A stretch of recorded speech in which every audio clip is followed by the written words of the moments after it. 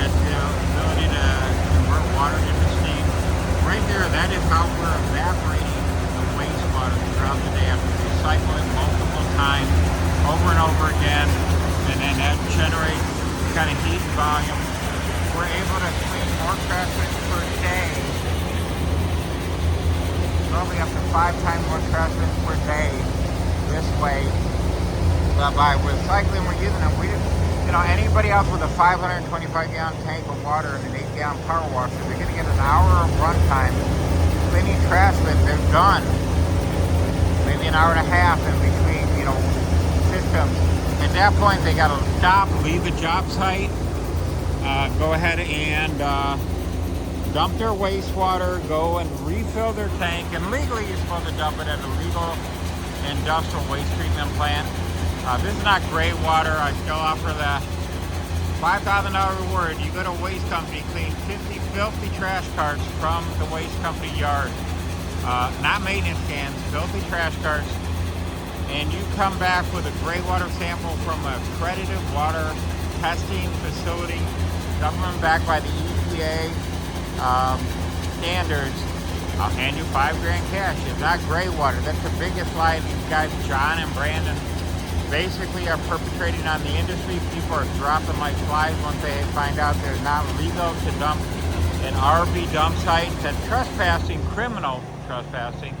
You're dumping hazardous waste, and the reason it's hazardous, number 1, oil and grease. Number 2, fecal matter from kitty litter, yard waste bin, and adult and children diapers.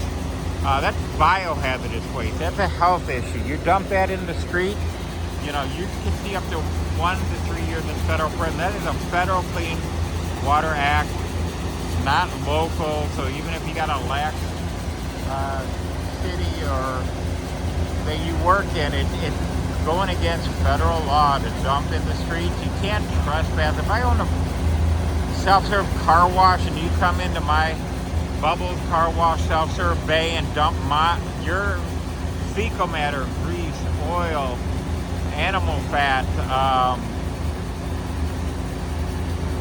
yard waste, you're talking sand, kitty litter, sticks, solid food waste. You're stinking up my bay overnight, and then it costs me as a car wash owner, which I do not own a car wash, but it's an example.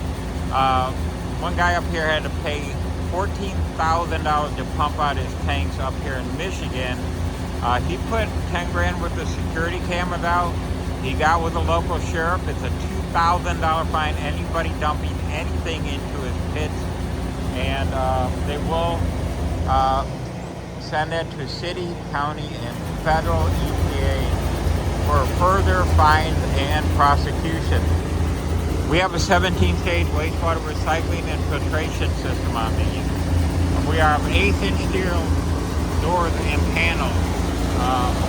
This trailer has a roof. Sorry about the noise. Has a roof, front door, so this can be ran during the winter time. Hose roll package. That's an older one that we just redone. Here's one of the newer ones right here.